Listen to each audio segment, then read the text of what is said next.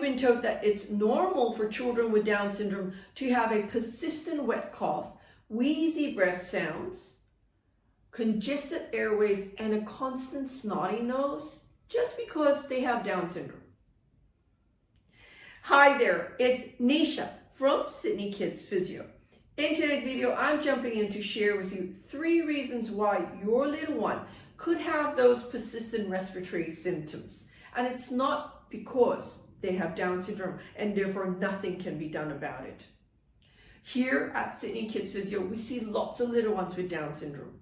Not every child with Down syndrome has those persistent respiratory symptoms of a wet cough, wheezy breath sounds, congested airways, and snotty nose. Many of our little ones are quite well and they don't have these respiratory problems and recurrent chest infections.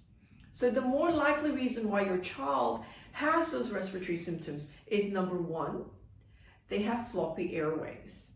And a child with asthma can have floppy airways. A child with low muscle tone can have floppy airways. A child who's premature with pre-existing lung problems can have floppy airways.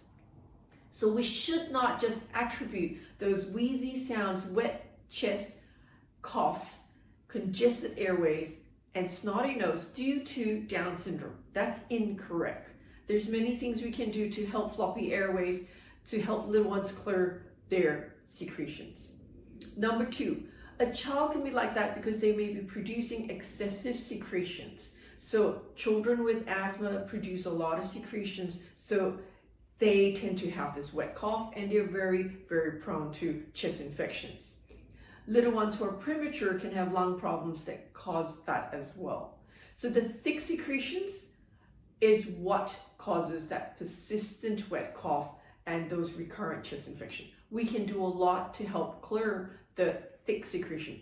Namely, here at Sydney Kids Physio, we use the high flow humidified air to loosen those secretions to help little ones clear it better. The third reason is a little one could be delayed in their gross motor skills, and there are many conditions that can contribute to that, not necessarily just because of Down syndrome.